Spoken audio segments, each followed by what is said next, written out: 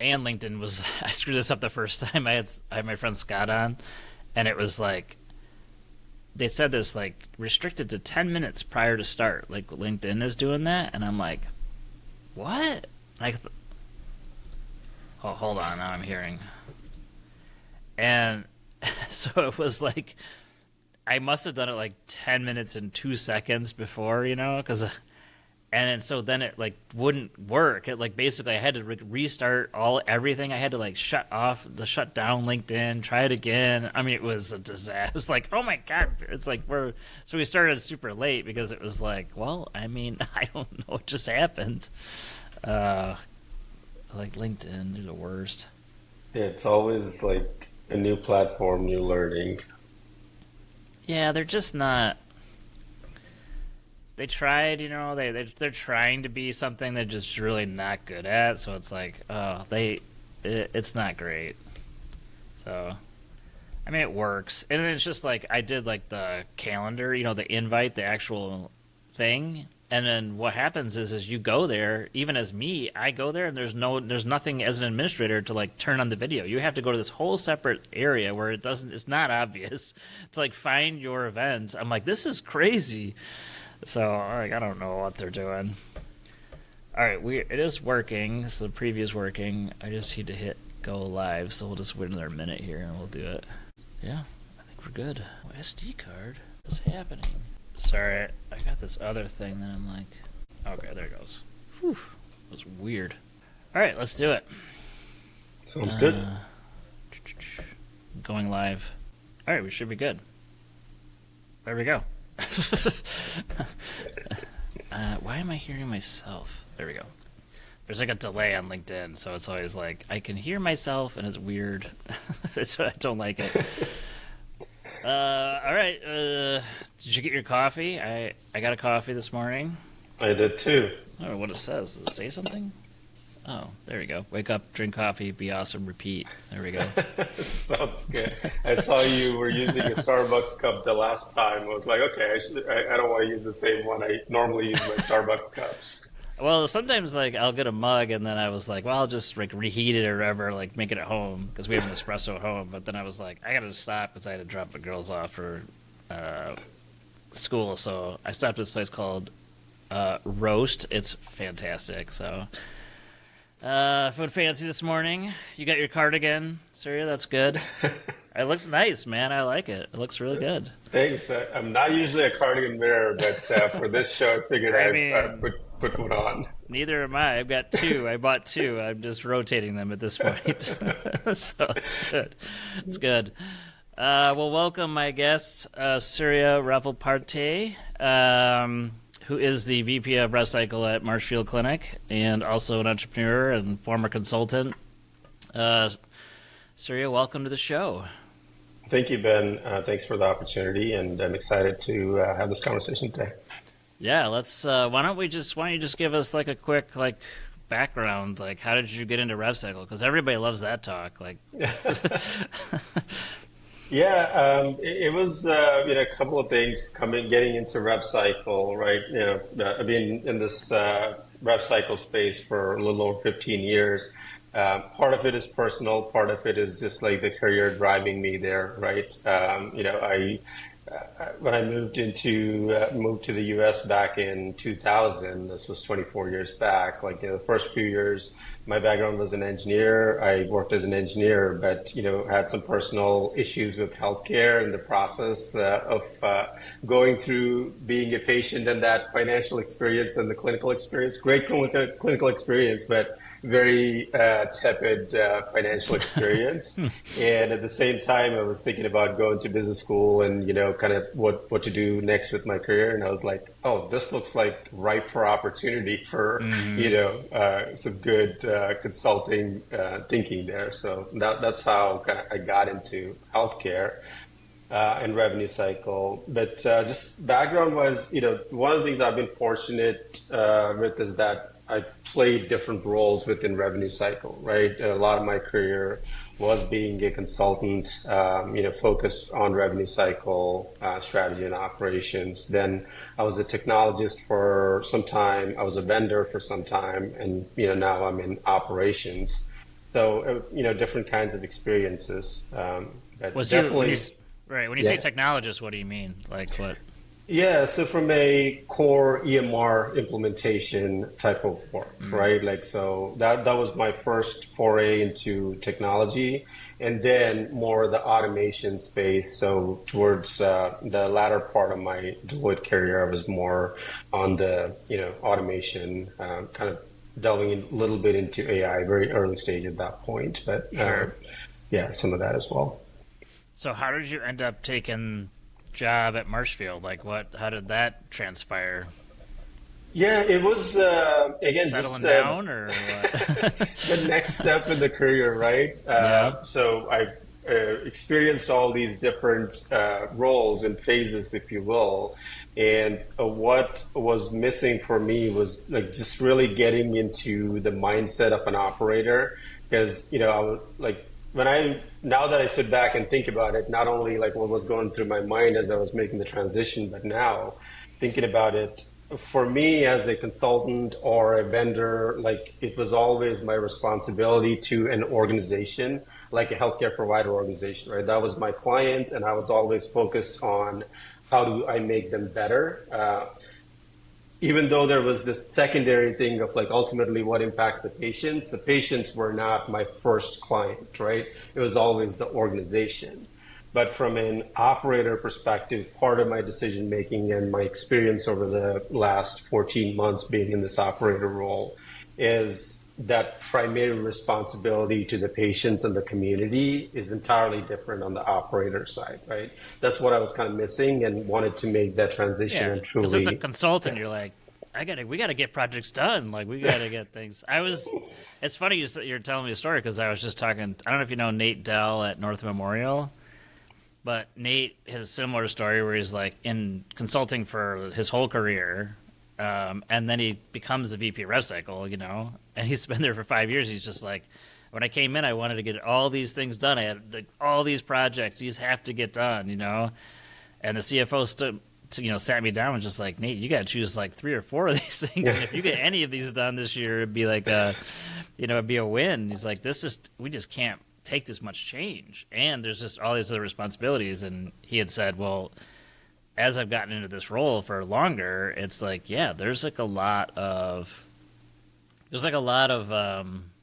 other stuff involved that as a consultant you just don't see. You're just trying to be like, and I think we have this like, I don't know if you had this, but when I was a consultant I had this like, oh god, these guys move so slow. But part of that's just like, I don't know, it's a big ship. It's like trying to move it quickly is hard. There's a lot of other factors involved. Yeah, totally agree with you on what you said. And, one of the points that's important is that, yeah, like doing projects is one thing, but as an operator, and I'm speaking not just in my role, but everyone on our teams, every patient is important, right? So you have this like diversified responsibility of Mm-hmm. every small thing matters, even though you have these strategic things you're focusing. So you have to split your time on, making sure that the little things move forward as well, because every little thing has a patient behind that, right? So it's Right. definitely a dispersed responsibility. And you were on the vendor side for a while, so now that you're on this side, I think vendors, just we have a hard time understanding like why wouldn't you move forward with this, or why is it taking so long? I'd be curious to know from your perspective, like what is it like being on the side you're on now and knowing what you know now? Would you have done things differently as a vendor?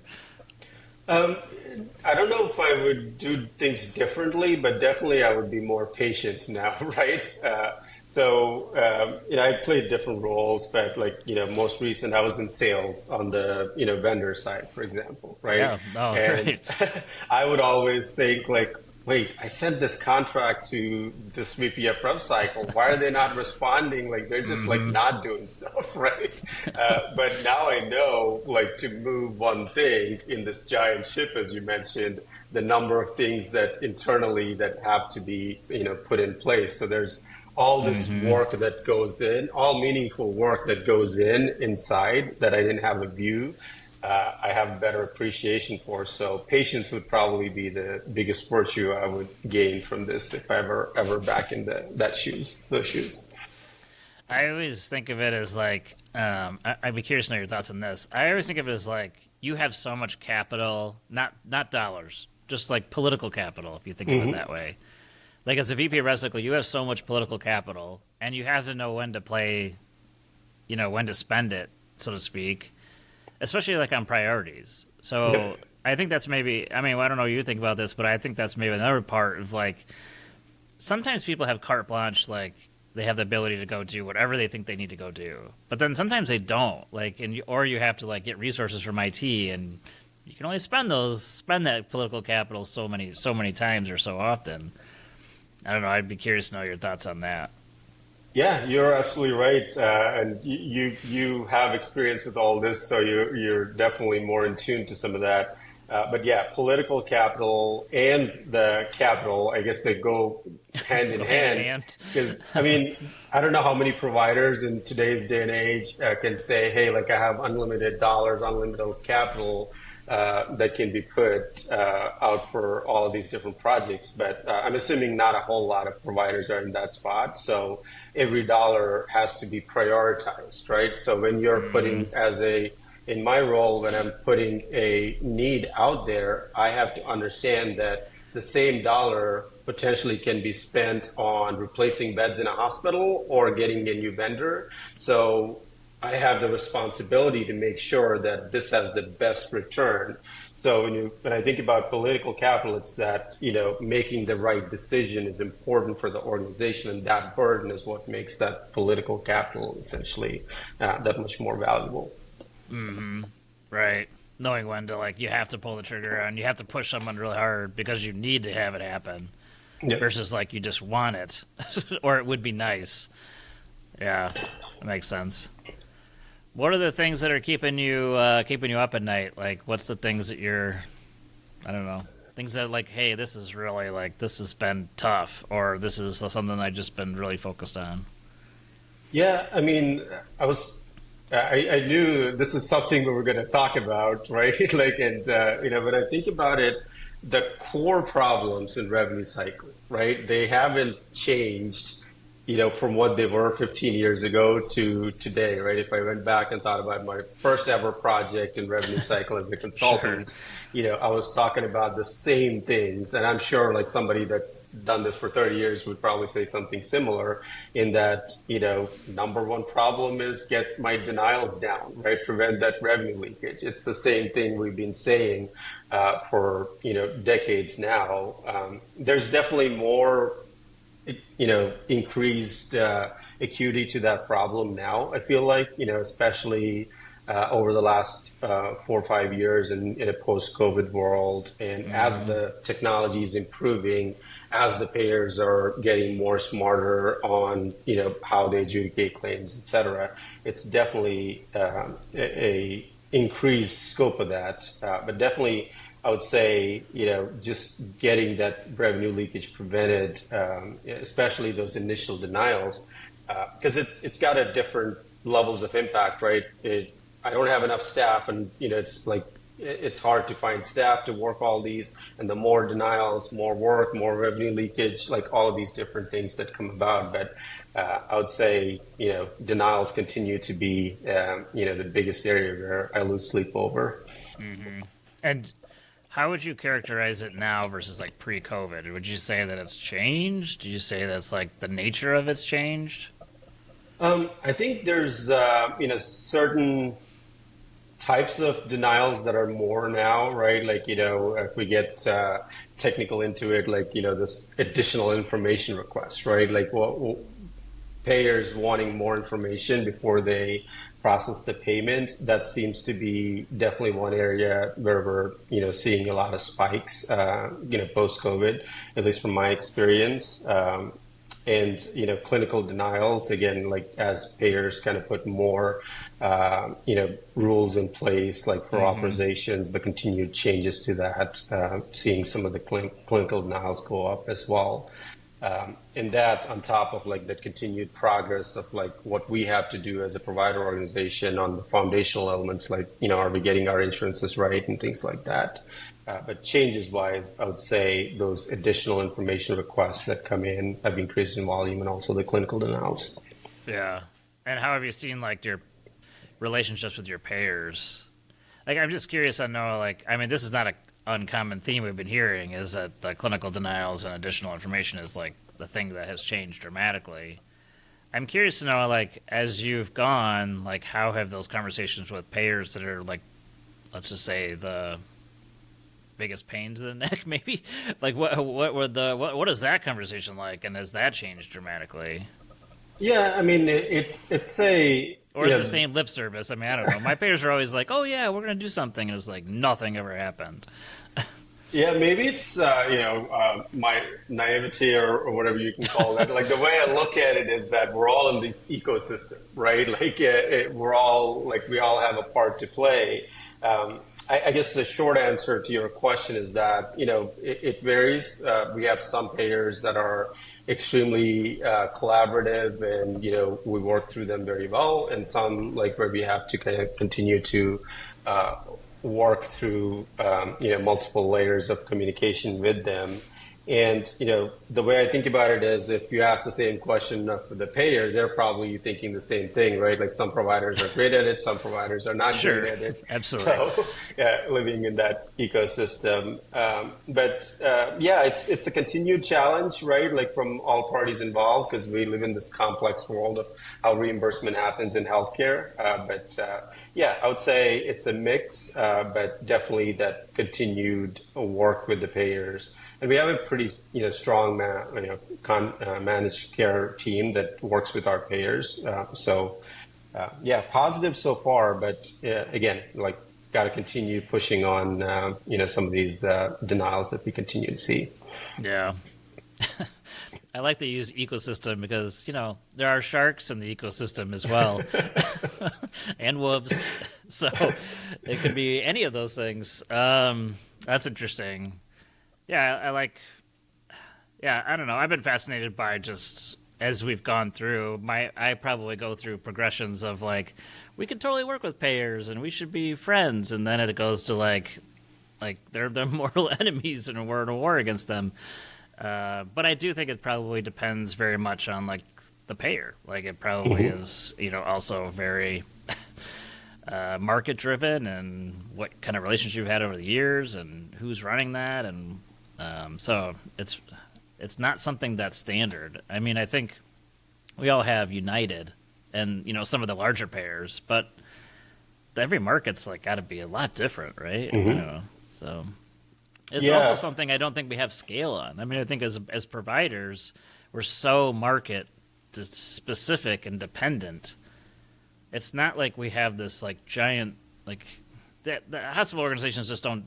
They can't do it. So it's like, but that's where I think I get nervous. Is like United is so large that it like they have a national footprint. They know exactly what's happening in all these different markets, and that's where I think we just don't have.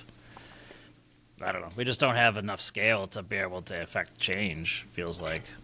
Yeah, I agree with you. And, to have a good data-driven decision-making approach, like we're disadvantaged, right? Like we're regional and we're typically looking at just our data, whereas the payers are coming in with a lot more volume of the data. Right. So they are able to make decisions based on a much broader data set than we are. And that's where organizations like HFMA or AHA or, even like some of the work that you do, bringing providers together, that all helps, right? Like kind of bringing together these conversations to a more broader set than just being regional, as we have conversations around what needs to be addressed in the ecosystem. Yeah, I had this crazy idea. I mean, I don't know, it's crazy, but this thing came up at Forum last year. You might have been at it. I don't know, but the idea came around. Even just creating, like coming together and creating some standard contract language. Because what we started to hear from people was this like, there's all these different little things that get into contracts somehow. Right? And it might be concessions that your managed care group just had to, we have to do concessions. Right. But they were, some of the stuff that were coming up was just like insane. You're just like, how did you sign up for that? Like, how did they get that in the contract? Yeah. But I also think like to the scale point of could we consolidate like the hey actually this is the best like let's have the same contract language or some parts of it. I don't know. I'm not the expert in this, but so that we can go and kind of have a unified front on some things where it's like no this is exactly the way that you're going to do claims or this is how we're going to do denials and I don't know. It just feels like we're so independent on those things, which again, payers are different, but I don't know. That was my maybe insane thought. No, it's not at all insane. I don't think it was at the leadership forum, but I was at a HFMA executive council session where we were, talking about these topics. Right, HFMA brought in some experts around contract language. What are the things that should be, kind of the baseline expectations from a provider side of things. What are some of the big no-nos, et cetera. So yeah, it's definitely a valid thought, and some work organizations are starting to support it. But yeah, definitely a direction that we need to go, because as a provider organization, you know what you know, and unless you rely on your cohort, it's hard to get a good understanding of what else is happening out in the industry, right? Yeah. So yeah. I just don't think I think it's probably goes on this point of like we typically have not had a united front of this is the way we're going to go about it and this is the way we're going to attack attack the payers and saying this is no we're not going to have this. Like my example goes back to like we didn't invent the copay or the residual balance.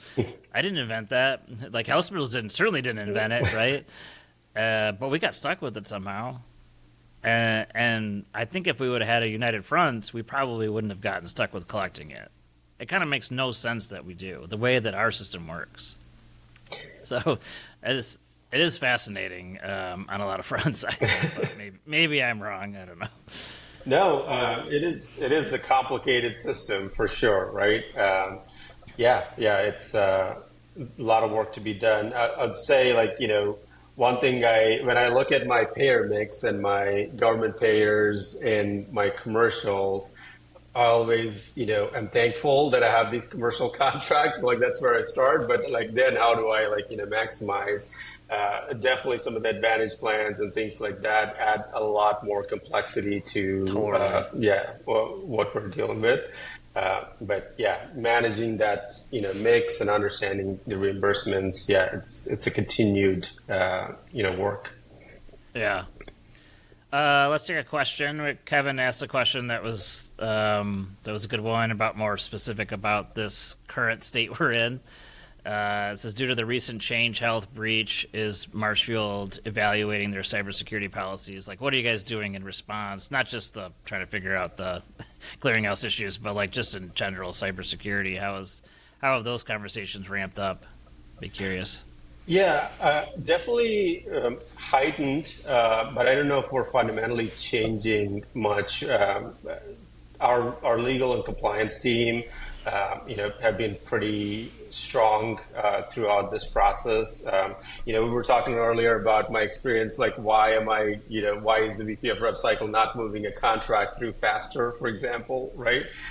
There's a lot of these things internally that we ensure that, it's not just the business owner that's, helping us make the decision on the right partner, but also thinking through all these other elements of our IS security, making sure that these, whatever their requirements are that pass through.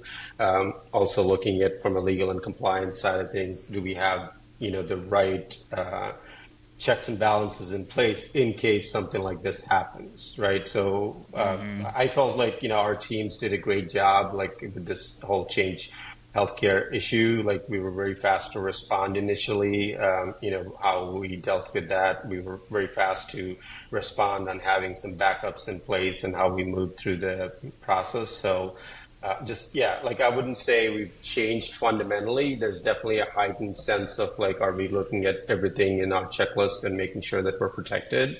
But I think those checks and balances were in place to begin with, which helps us protect ourselves and our patients. Do you think there'll be going forward is if I'm a vendor and I need to connect to something or I have data from you, I mean, obviously there's going to be a different level of scrutiny.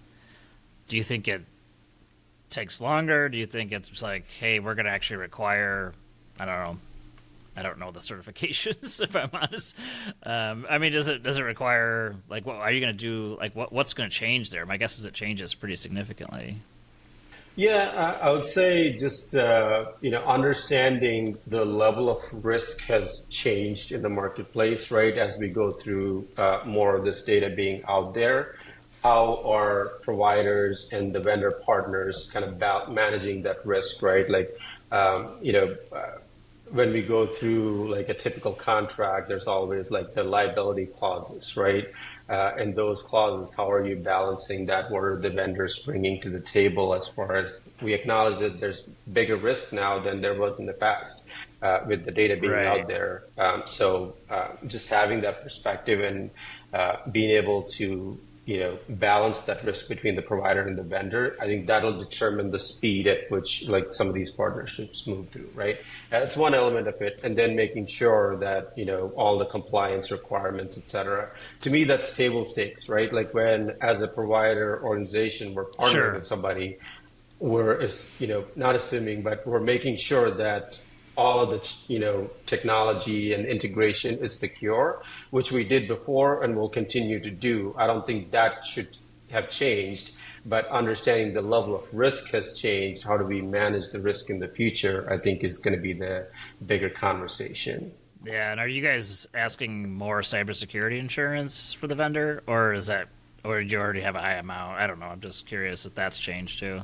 Yeah, I don't have particular numbers in the post-change healthcare era, if you will, but our legal contracting teams have had some of that already in place. But even like not considering the change healthcare issue, as we were going through like this transformation into more automation and AI, one of the things we had done as Marshfield, we set up an AI governance committee, right? So essentially, that's like a cross-functional team that has clinical, revenue, finance, legal, compliance, all these teams. So we're looking at it from the perspective of not only just as vendors are coming in, kind of like going through all the different items, but also fundamentally, what should we be thinking differently in this new world where more data is being put out there for different purposes, et cetera? Should we be looking at risk differently? So organically, those conversations were already happening, not specific to the Change Healthcare issue, at least at Marshfield. That's interesting. So, in your AI committee, I guess I'm curious about that. I'm. Are you guys looking at just like, hey, we are excited about? This is my general sentiment. Is I'm excited about AI. I think there's some practical uses in my everyday life, but limited. But I think from a healthcare perspective, are people also concerned that we could implement something that just we didn't this unintended consequence of like something we implemented we thought was going to be really helpful and it actually steered us in the wrong direction or we're making bad decisions because of it. Or like, is that what the committee's intended for? To review things that come up, or is it what? Yeah, I'd be curious. Yeah, so it's I'd say over my 14 months, this is one of our crown jewel type of like projects I was involved in, right? Because I feel like we were on the cutting edge as far as kind of thinking through some of this. At least that's how I feel.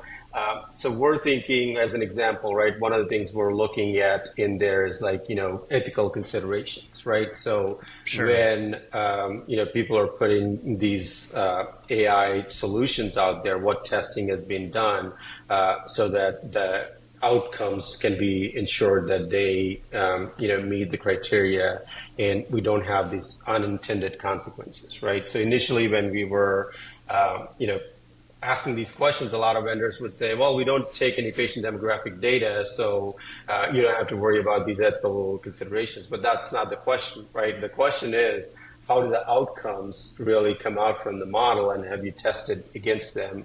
And we've definitely seen the growth in our partners that are coming in with the answers to the questions as well as time progressed, where some of the partners have done more of that testing and understanding what the outcomes of their models are, et cetera. Yeah, that's interesting. I'd be curious to see how like how that goes over time, because you get inundated with things that are changing. Because we're certainly in the curve right now where there's going to be a lot of failures, right? So, Yeah. like anything, everyone's going to be super excited, and we talked to we had a podcast with this guy named Ankit who was just a genius in this area, and he was like, every time it's the internet or it's a cell phone, like there's this initial excitement from business companies that like they're going to use this, it's going to change everything, but then we see this like crash was basically like, well, it took a while actually to figure out what those are, and there's a bunch of failures. And so where he's like, he surmises we're in that period right now where it's like there's a lot of excitement, but there's going to be a bunch of failures because it's going to turn out that, and then we'll start figuring it out. And because I was asking him kind of like, what does 10 years look like from now? And he's like, 10 years from now, it's going to be more like you're talking to your computer much differently than you ever have, and it'll just be natural, right? Like it'll just be in your kind of everyday life, and it won't be as like. And I think probably for healthcare too, it's like, yeah, it's excited. I mean, Epic came out with the like 120 use cases. I'm like, okay, I mean, this is like, let's probably shouldn't do that because it probably feels like a bunch of those aren't going to work, and you get people excited about things that could change, and it might be a lot of waste of time. But I do think people are going to have to try and fail forward as fast as they can because that's just kind of how it'll work, I feel that's I don't know. That's how I've been thinking it through a bit more. But it's good that you have a committee because I think that is helpful to kind of like, hey, let's not do that right now, or that feels early to be testing that. That maybe those kind of decisions.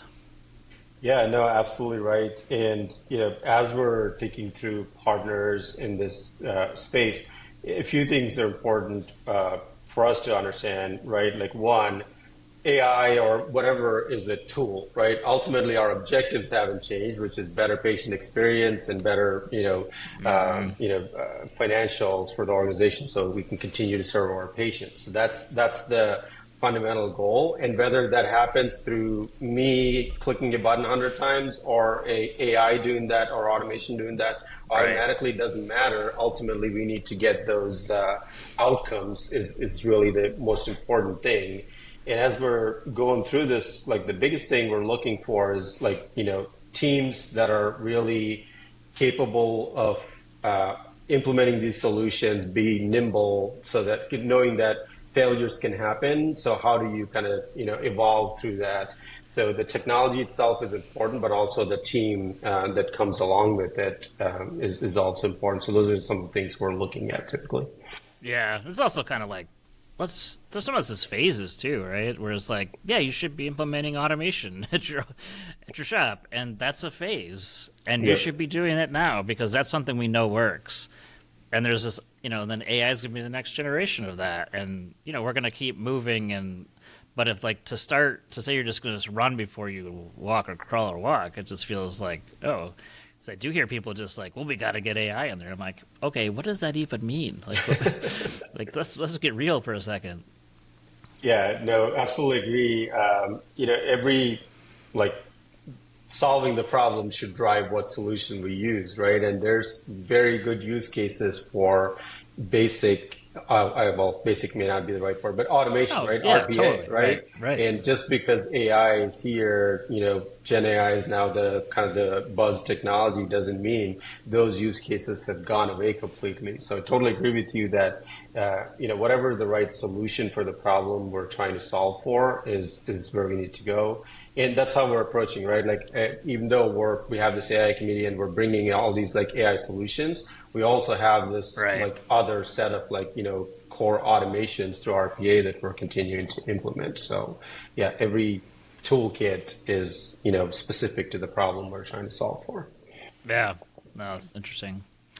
Well, I'd love to take some questions from our live audience. So if you guys want to put those in the chat, I think Tina and Nick are looking at those. But in the meantime, I mean, Surya, what are you most excited about? Like, you've been in RevCycle a long time.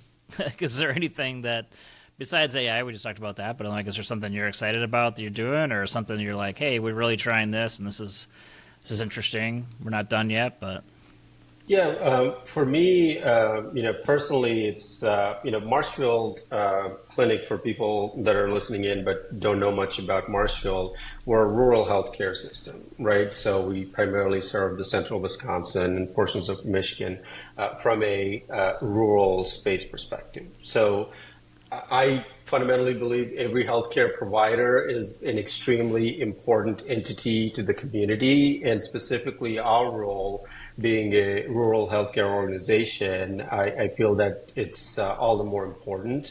So for Hmm. me, more than AI or whatever the solutions are, being in a position in 2024 as an organization, Marshfield, to continue to improve our patients' experience. That's what really excites me. Like every other provider organization, probably a little more acutely for us, we are going through these like challenges from a financials perspective, right? And that's not news to anybody that is paying attention to the provider space.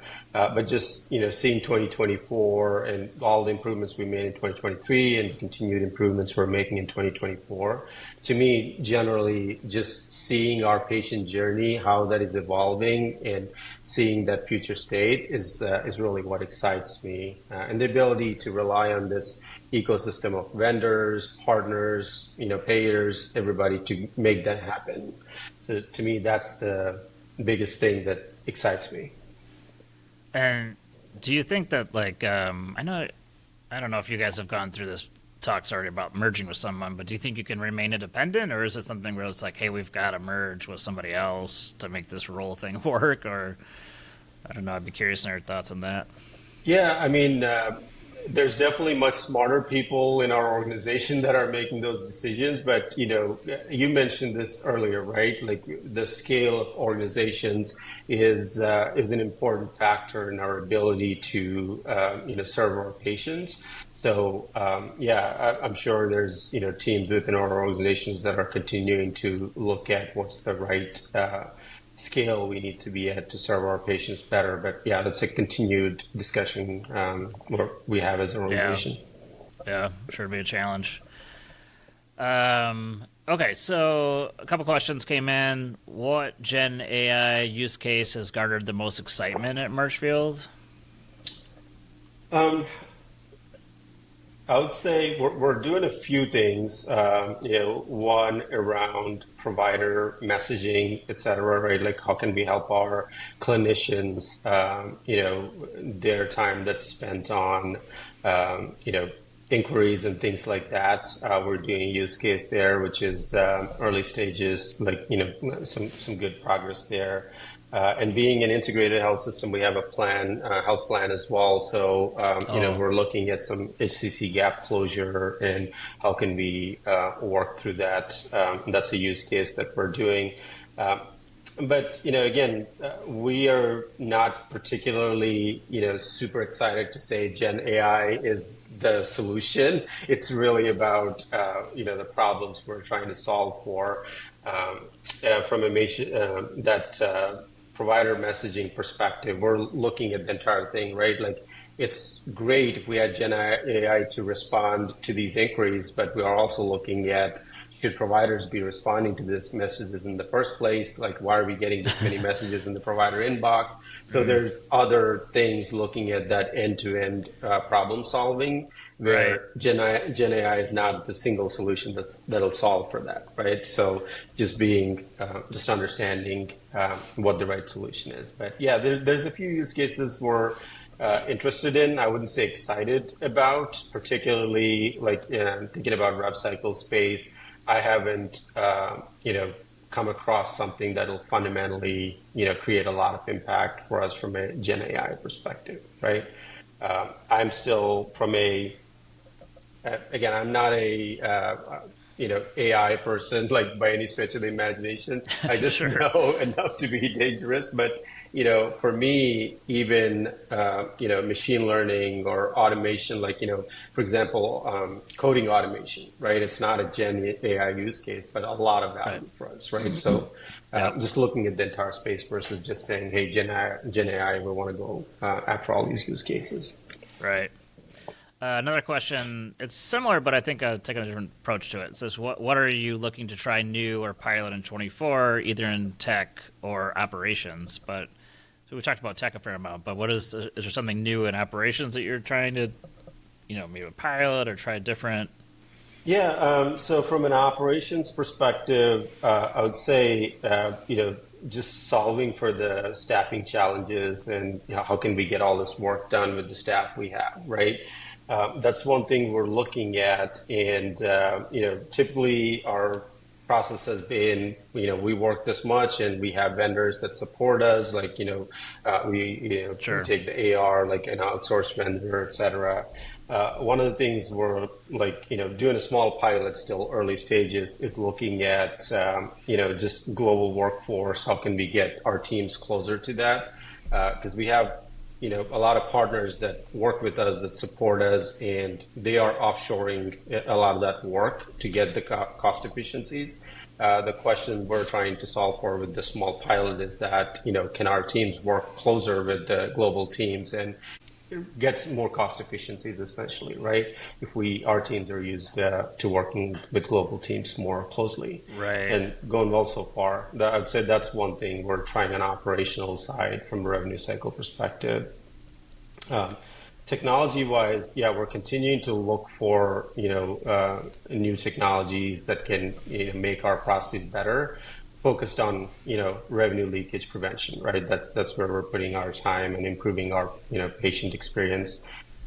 So we signed up with a couple of partners, most recently, with a back-end payment processing partner that uses like an intelligent solution to make our patient financial experience better. I'm excited about that we're working on as well. That's cool.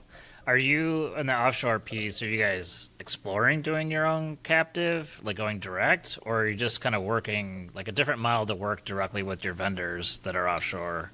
Yeah, right now the pilot is just different model working with offshore. There's no, this is strictly from a revenue cycle perspective, right? Depending on this pilot, we may have different opportunities that we will explore in the future, but the initial pilot is just understanding how this will work, getting the global teams closer. Then we'll continue to evolve in in that direction. Yeah, interesting. Yeah, I mean, I do find funny about the offshore thing. It's like 15 years ago it was like taboo, and now it's like, oh, you haven't done that yet, um, It's which I It's always find interesting, fascinating. right? Because like some of this like is just unknowns that kind of are scary to people. I had a conversation with one of our team members, and the first question was like, "Will they understand what I'm saying?" I'm like, "Well, these people are not from Mars. They're just like just like we work. I sit in Dallas, and our health system is in Wisconsin. Like we're working remotely today." So just getting through that, change management of like getting in that mindset of like, these people are not any different. They're capable people that we can work with directly. Yeah, Just getting through that. But yeah, some great success initially. But yeah, it's an interesting conversation initially for some of our staff to just get there. I always liken it to like, well, it's the hard part is they're smart. Most of them are college educated, right? They've got two or three screens up. I mean, and they're fast. Like they're doing stuff like at another level. Yeah. But they don't have Susie who's been working billing for 20 years, and so it's like that knowledge of like getting the knowledge transfer up is where it's like you said, getting teams working as an extension and just part of their team, making them think like that, I think was always like a huge gap for us. Where it's like, well, we'll throw it over the wall and good luck. You're supposed to be doing this. How come you're not doing it? And I'm like, you wouldn't do that to anyone. Like you'd be like, hey, we're trying to do this together. So it's back then this is a long time ago, but we had to. It's like, no, we're doing daily calls with everybody. We're helping them make this happen, because if we don't, like, this is never going to work. And Yeah. that got better quick. I mean, it took 18 months, but I would say that's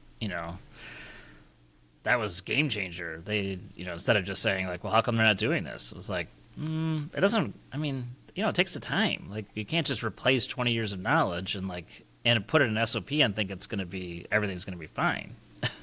Yeah, exactly. And the other thing I would say is that when we talk about offshoring, it's like the concern of jobs going offshoring and that sort of thing, right? But I remind our teams is that this is work that was getting done offshore already, right? Like we're throwing over the wall to a partner or a vendor, and they are having to use the offshore staff. There's just some work right now we just cannot find the people to do onshore, and that's the work we're focused on, right?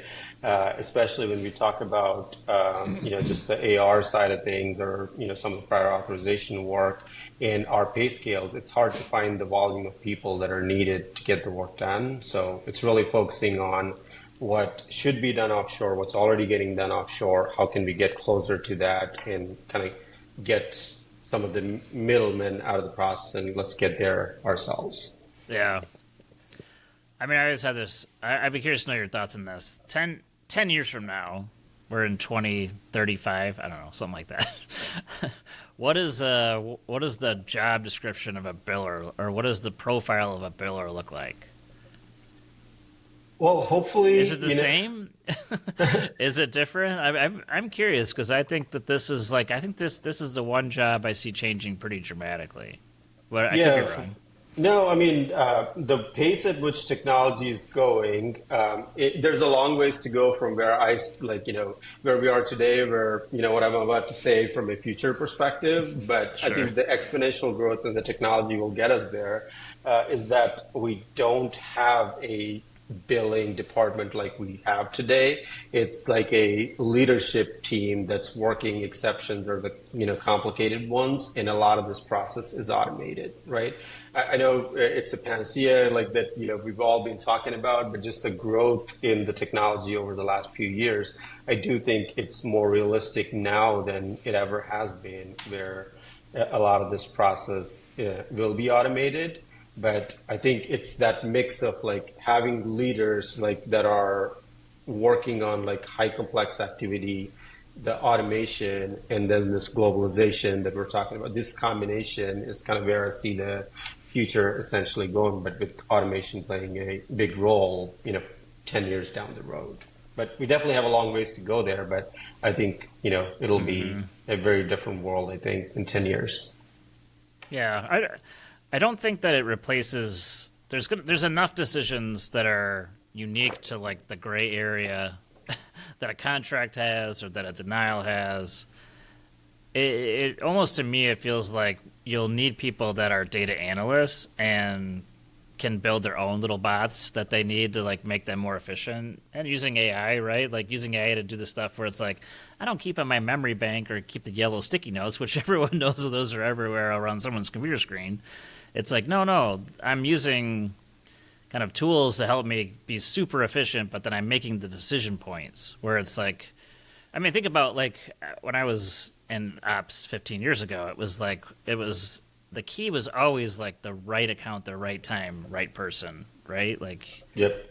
that person is looking. The right person is looking at the account the right time, not too often, not the wrong time. Like so they can make a decision.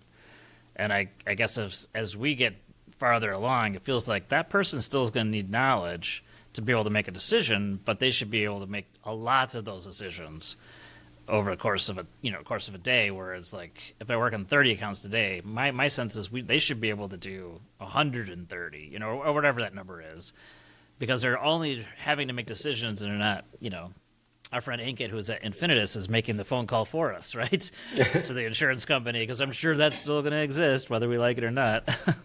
Yeah. But they're at least queuing up where I'm not sitting on the phone for 35 minutes. Like, no, I'm answering questions and I'm doing the smart work of like I got to figure out what to do with this because it does require decision making, which I don't think goes away. Yeah, no, I agree with you. The type of, kind of work you do changes a little bit. The volume of work you do changes a little bit. I mean, if I can take an example of a prior authorization person, right? For example, today, there's a lot of like manual work that's done today just to submit these prior authorization requests and all of these things. But all of that could be automated, and I see that getting automated, again, we're on a journey. We're not there anywhere close today. 10 years down the road, yeah, definitely. But the need for that person still exists because I would love Right. to prepare my patients for the surgery versus just getting this prior auth, right? Like, so there's like more meaningful work that our teams would be able to do as the bandwidth opens up with this automation that we're on the path. Yeah, and I know that people are working on standards for APIs with insurers, and you would hope that some of those things come through so that the authorization process is like streamlined, maybe. But I'm not holding my breath on some of that stuff, especially with some of the smaller payers. There's a lot of little payers out there, and so to think that they're going to be able to do everything, I don't know if that's true. But it would be great if we could get like United, Aetna, Cigna, bigger players to the Blues to play ball and make it happen. As I think once they do, it changes things. But Yeah, I don't no, know. I was definitely like, when I talk about the 10 years down the road, it's very different from where we are today, right? Like, or the next few, Right. few years. It's, talking about things that keep me up at night, like, prior authorizations are, a tough problem to solve for because of like the variety of payers and all the different rules and processes that are in place. So totally agree with you. Yeah. Good stuff. Surya, thanks so much. I think this has been great. I want to thank my team at Tarpon Health who put this together. It's been fun. We're doing a number of series. I think we got another one coming up in May here. But Surya, thanks for doing it. Appreciate it. Yeah, I appreciate the opportunity. Thank you. Awesome. It was nice to be able to chat, have some coffee, wear a cardigan. So, which way, who knows when you're gonna do that again? I mean, that's fun. Exactly. All right, thanks everybody for joining. I guess we got some. We don't have any more questions, so we'll call it. So, thanks so much, Surya, and thanks everybody for joining. I think it was great. So, until Awesome. next time. Thank you all. Thanks, Ben. There we go. All right, we stopped it.